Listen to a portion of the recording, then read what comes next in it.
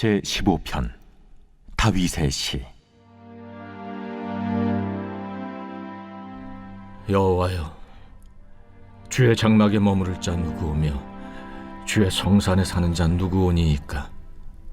정직하게 행하며 공의를 실천하며 그의 마음의 진실을 말하며 그의 혀로 남을 허물하지 아니하고 그의 이웃에게 악을 행하지 아니하며 그의 이웃을 비방하지 아니하며 그의 눈은 망령된 자를 멸시하며 여호와를 두려워하는 자들을 존대하며 그의 마음에 서원한 것은 해로울지라도 변하지 아니하며 이자를 받으려고 돈을 구워주지 아니하며 뇌물을 받고 무죄한 자를 해하지 아니하는 자이니 이런 일을 행하는 자는 영원히 흔들리지 아니하리이다.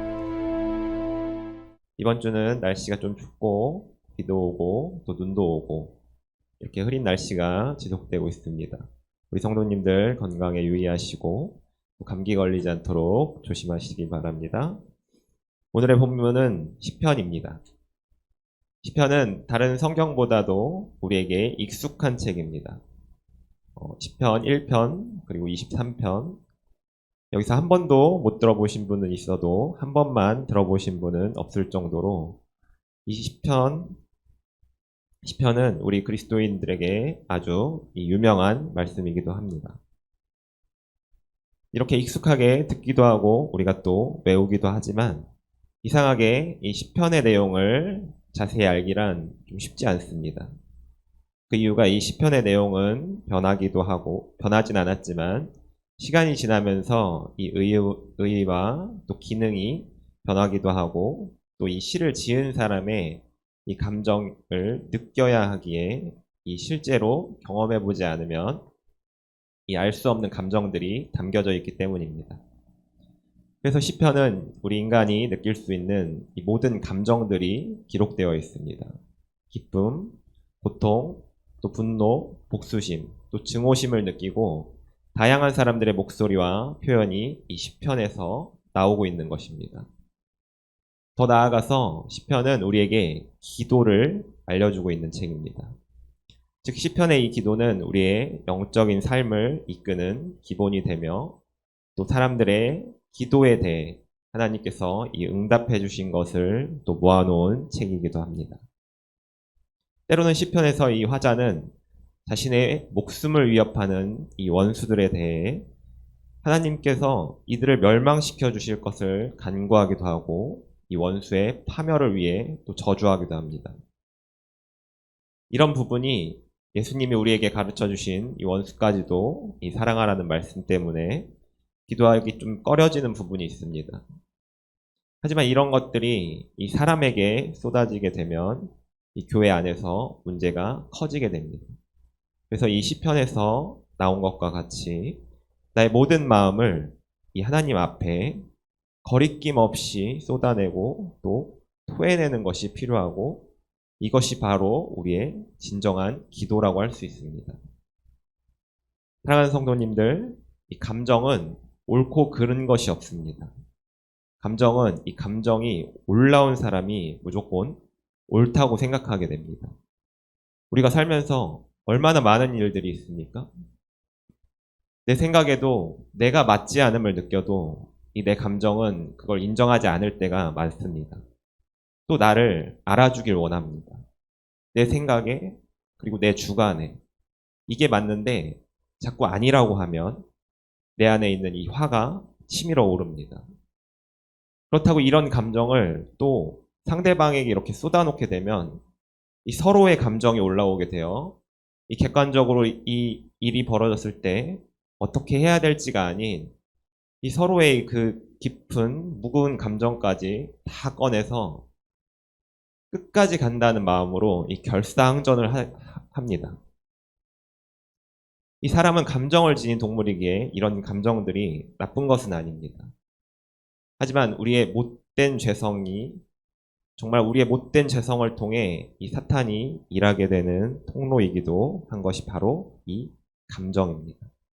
그래서 이 감정을 잘 표출하는 것이 중요합니다. 슬플 때, 화가 날 때, 아플 때, 또 억울할 때 자신이 옳다고 말해줘야만 이 나의 이 직성이 풀릴 때 감정이 올라오게 한 이 상대방에게 쏟아놓는 것이 아닌 이 모든 것을 들어주시고 또 수용해 주시고 또 허용해 주시는 이 하나님 앞에 우리는 쏟아놓아야 합니다. 이렇게 하나님 앞에 쏟아놓는 것이 바로 이 시편의 기도들입니다. 그래서 시편을 통해서 우리는 기도를 배우고 이 마태복음 6장 33절에 나온 것과 같이 그의 나라와 그의 의를 구하는 기도를 하게 되면서 우리의 마음과 영혼의 눈을 뜨게 만드는 결과를 얻게 되는 것입니다.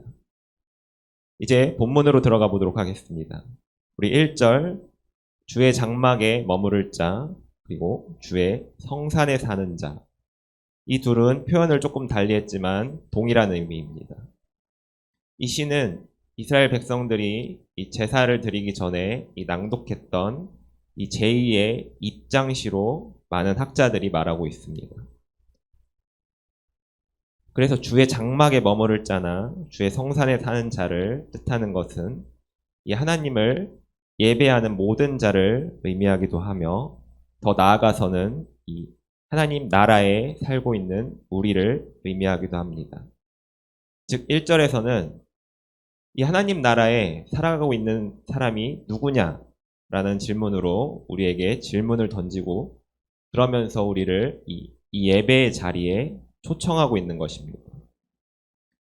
예수님은 마태복음에서 천국에 대한 설교를 가장 먼저 하셨습니다. 마태복음 4장 17절 회개하라 천국이 가까이 왔느니라 라고 말씀하시면서 이 5장부터 7장에 이르기까지 하나님 나라에서 이루어져야 하는 일들에 대해서 말씀해 주십니다. 즉 어떻게 보면 오늘 본문은 예수님께서 하나님 나라에 살아가는 자는 어떻게 살아가야 하는지에 대한 이 질문과도 같습니다. 이 하나님 나라에서는 나의 꿈과 노력이 아무것도 아니게 됩니다. 만약 누가 공무원 시험을 앞두고 있다고 해보겠습니다. 5급 공시이며 시험이 3차까지 있는데 지금 3차 시험을 앞두고 있습니다. 근데 만약에 이 사람이 천국에 가게 되었는데 이 하나님 앞에서 나 5급 시험 앞두고 있는데 왜 나를 천국에 데려오셨냐고, 나 빨리 시험 봐야 하고 다시 보내주십시오. 나 억울합니다. 이거 꼭 봐야 합니다. 즉 이 땅에서 내가 성취해야 할 것들이 있는데 내가 노력해서 이 이루어 놓은 것이 너무나도 아깝고 이 억울한 감정이 들면 그곳은 천국이 아닙니다. 이 하나님 나라는 정말 황홀한 것입니다. 예수님을 믿고 받을 수 있는 가장 큰 축복은 이런 세상에 있는 물질이나 뭔가 내가 세상에서 구할 수 있는 그런 것들이 아닙니다. 바로 이 하나님 나라에 살아가는 것입니다. 즉 하나님 나라를 바라볼 수 있는 눈이 뜨이게 되면 이 세상이 전부가 아니며 이 땅이 전부가 아니게 됩니다. 하나님 나라는 언제나 변함이 없으며 항상 존재합니다. 하지만 우리가 이 하나님 나라를 인식할 수 없는 이유는 우리가 선악과를 먹고 죄를 지은 이후에 이 세상을 공중권세 잡은 자, 즉 사탄이 주도권을 쥐고 있기 때문에 우리는 인식할 수가 없게 됩니다. 하지만 예수님께서 이 땅에 오시게 됨으로써 이 하나님의 나라는 시작되었습니다. 하나님 나라는 예수님을 영접하는 사람들 속에 이루어졌으며 이후에 온전한 하나님의 나라가 이 땅 가운데 이루어지게 되는데 바로 예수님의 재림과 함께 오는 것입니다. 즉 복음이 내 안에 들어오게 되면서 하나님 나라의 백성으로서 나의 삶이 시작되는 것이며 예수님께서 다시 오심으로 인해 이 하나님 나라의 완성이 이루어지게 됩니다. 그럼 하나님 나라에 살고 있는 우리는 어떻게 살아가야 합니까? 바로 우리의 삶이 바뀌어야 합니다. 세상 사람들의 눈에 그렇게 좋다고 우리들이 말하고 또 황홀하다고까지 하는 이 하나님 나라에 살아가고 있는 우리들이 그들과 똑같이 살고 행동한다면 과연 세상 사람들의 눈에 우리는 어떻게 보이겠습니까? 이 하나님 나라에 속한 사람은 이 삶이 달라집니다. 그럼 어떻게 달라집니까? 첫 번째, 정직하게 됩니다. 거짓말을 못하게 됩니다. 상대방을 대할 때 이 정직하고 진실한 모습을 보이게 됩니다. 이 하나님 나라의 이 삶의 스타일은 하나님의 영을 내 안에 가지고 있기 때문에 이 내 안에 있는 하나님의 영의 속성상 정직하고 또 거짓말을 못하게 됩니다. 내가 세상에서 살아갈 때 이 거짓말도 좀 하고 또 남들 하는 행동 다 하고 살아야 이 세상에서 이익을 조금이라도 더 보게 됩니다. 정직하게 살면 내 기분상 왠지 손해보는 것 같고 또 실제로도 손해를 볼 때도 있습니다. 하지만 이 하나님 나라에 살아가게 된 우리가 정말 거짓말을 못하게 되는 가장 큰 이유는 내가 세상에서 조금이라도 이익을 보기 위해 야등바등 살아가는 것보다 이 하나님 나라에서 살아가는 것이 훨씬 더 좋다고 느끼기 때문입니다. 그래서 하나님 나라의 삶의 스타일은 거짓과 눈속임이 아닌 이 정직과 진실함입니다. 두 번째는 함부로 남의 말을 하지 않습니다. 절대 말을 함부로 할 수 없게 됩니다. 남을 비판하거나 또 허물을 들춰내서 상대방의 수치를 보이는 말, 조롱하는 말을 할 수가 없게 됩니다. 그리고 다른 사람의 마음에 상처 주는 말을 하지 못하게 됩니다. 그 이유는 이 하나님의 나라가 내 안에 이루어지게 되면 아무리 나에게 악하게 행동하는 자라도 그 영혼이 불쌍하게 되어 이 하나님 나라에 살지 못하는 그 영혼이 너무나도 불쌍해 그 사람을 위해 기도하게 됩니다. 여러분, 교회 안에서도 우리는 내 눈앞에 상대방이 없을 때 다른 사람들에게 상대방의 이야기를 하는 이 속칭 뒷담화를 하고자 하는 유혹이 너무나도 많이 찾아옵니다. 저도 계속해서 이 유혹에 휩싸일 때가 많습니다. 하지만 하나님은 교회를 분열시키는 이런 행동을 너무나도 싫어하십니다. 이 상대방의 허물이 보이더라도 그 허물이 보인다는 것은 이 기도해 주라는 하나님의 권면이며 사랑해 주라는 하나님의 명령입니다. 그리고 세 번째, 하나님의 마음을 아프게 하지 않습니다. 하나님의 마음을 아프게 하지 않는다는 것은 하나님의 말씀을 지켜 행한다는 것과도 같습니다. 우리가 가장 크게 부모님의 마음을 아프게 할 때는 언제입니까?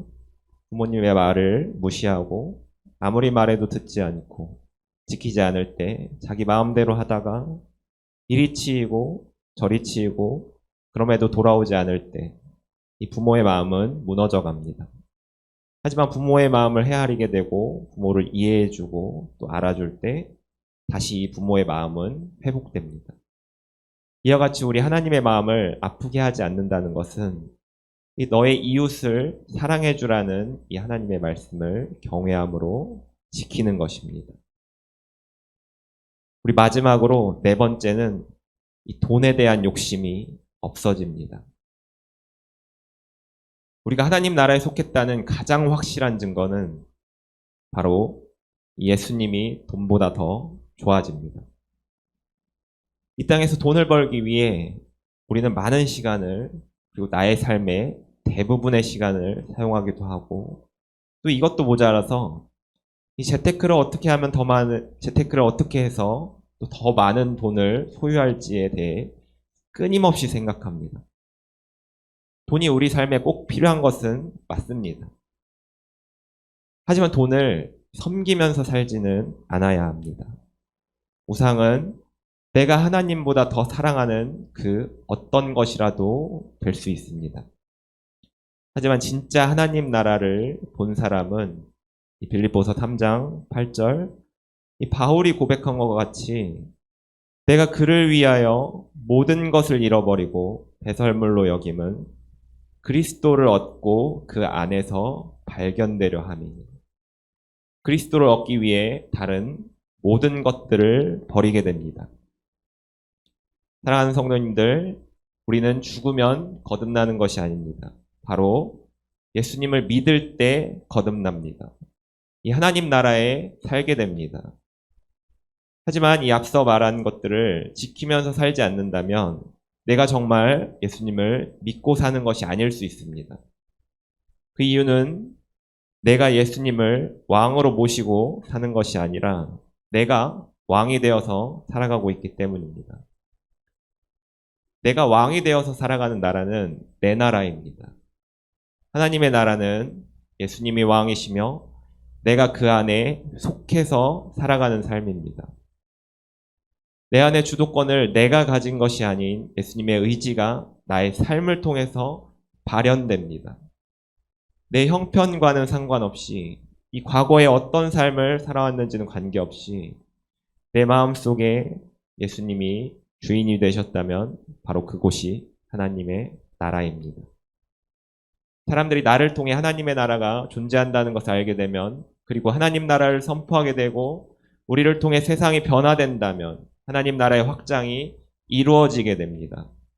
우리 세계비전교회 성도님들 이 위대하고 거룩한 사역에 여러분들 동참하시겠습니까?